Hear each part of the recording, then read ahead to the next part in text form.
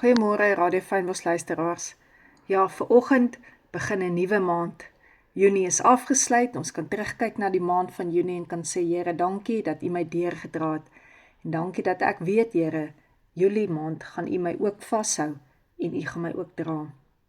Ons woord is uit Lukas 1 vers 19. Toe sê die engel vir Sagaria: Besef jy nie met wie jy te doen het nie? Ek is Gabriel en ek staan voltyds in God se diens. Hy het my spesiaal na jou toe gestuur met hierdie goeie nuus. Maar omdat jy nie wou glo nie, sal jy stom wees tot op die dag dat jou seun gebore word. Tot dan sal jy nie 'n woord uitkry nie. Alles wat ek vir jou gesê het sal binnekort waar word, presies op die tyd wat God bepaal het. Jy sal swyg, jy sal nie praat nie, tot op die dag wat hierdie dinge gebeur, omdat jy my woorde, wat op hulle tyd vervul sal word, nie geglo het nie.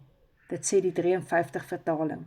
Salig is hy wat glo, want die dinge wat die Here aan haar gesê het, sal vervul word. Lukas 1 vers 45. En elke keer as ek hierdie gedeelte lees en ek dink aan hierdie gedeelte, dan dink ek, kan dit nie maar so wees, dat ons ook 'n wag voor ons mond kan ontvang, om net 'n keer waar God se woord soveel lewe spreek, ons daarna soveel dood spreek nie. Hoeveel keer het ek nie gesien, wat die Here mense genees, in die oomblik wanneer hulle uit die kerk uitstap, onder die salwing uitstap, en iemand vra vir hulle, hoe gaan dit, sal hulle nie sê hulle is genees nie, maar hulle sal nog steeds aan daardie siekte vashou. En die ergste is, dat ons baie keer soveel eienaarskap gee, aan dit wat ons lewe aangaan, om te sê, dit is my lewe. Nee, dit is nie jou lewe nie. Dit is die lewe wat met jou gebeur het. Dit is nie wat God vir jou gekies het nie. So Sagaria was 'n priester in die tyd toe Herodes koning was van Judea. Sy vrou Elisabeth kom uit Aaron se geslag uit. Hulle was goeie mense wat God gehoorsaam het. Hulle het nie 'n voet verkeerd gesit nie, maar hulle was kinderloos en albei was al baie oud.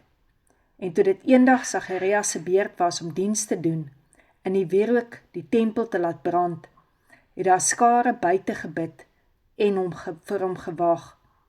En toe het 'n engel van die Here aan die regterkant van die wierookaltaar aan hom verskyn, en vir hom gesê, hy moenie bang wees nie, want God het sy gebede verhoor. Jou vrou sal binnekort 'n seun hê, wat jy Johannes moet noem, en hy sal groot vreugde in jou en ander se lewens bring. En hy mag nooit wyn of sterk drank drink nie. Die Heilige Gees sal met hom wees. Hy sal baie wat in sonde leef na die Here terugbring, en die pad van Jesus gereed maak, vir Jesus wat kom. In dieselfde krag as wat Elia was. Hy sal seuns weer in vrede laat leef, met hulle vaders, en harte sal verander word. Sagaria was verstom. Dit was te goed vir hom om waar te wees. En hy het gevra, hoe sal ek weet, u praat die waarheid? My vrou is dan stokoud. En toe het die engel Gabriel vir hom gesê, besef jy nie, wie is besig met jou te praat nie? En so wil ek ook net vanoggend hierdie woord by jou laat val binne in jou hart. Besef ons nie, dat God se woord, God se stem is nie. Dit wat hy vir ons sê, hy sal doen, dit sal hy doen. Hy sal dit nie agterweë laat nie. En toe Sagaria uitgekom het uit die tempel uit, kon almal gesien het, uit sy reaksie uit, dat hy 'n visioen gesien het. Hy kon nie praat nie, hy net kon beduie. En toe Elisabeth swanger geraak het, was sy baie bly, en vir 5 maande het sy eenkant gebly, weg van almal, want die Here het vir haar wonderwerk gedoen, en sy het geweet, mense sal nie meer agteraf met haar kan spot nie. En vanoggend is die vraag, besef ek en jy werklik, dat dit nie net 'n engel was, wat die kommunion ingestel het, nagmaal ingestel het nie, maar dat dit Jesus was wat gesê het, neem, drink, dit is my bloed, tot vergifnis van julle sonde. En die woord sê vir ons, as ons vergifnis van ons sonde wil ontvang, dan vergewe ons ook ander, wat teen ons oortree het. Dit is nie 'n woord van 'n prediker nie. Dit is God se woord wat dit sê. Hoekom sê hy dit? Want ons harte raak swaar en ons harte raak hard as ons nie vergewe nie. En ons begin daardie hardheid op ander mense uithaal.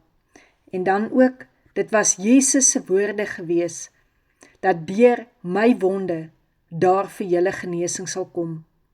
En dat jy ook weet, jy elke liewe wond na Jesus toe kan bring, sodat hy elke liewe wond sal genees.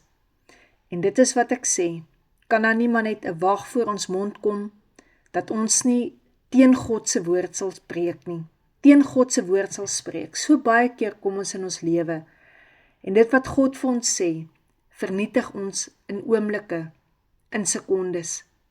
En dan verstaan ons nie hoekom lewe lyk soos wat dit lyk nie. Here, ek bid vir oggend, Here, dat U 'n wag voor ons mond sal sit. Here, om op te hou doodspreek, waar U woord sê ons moet lewe spreek. Om op te hou vloeke spreek, waar U woord sê U wil ons seën. Here, gee asseblief vir ons 'n hart wat sag is, so sagte grond, wat die saad daarop sal val, en dit sal opkom, en dit sal vrug dra.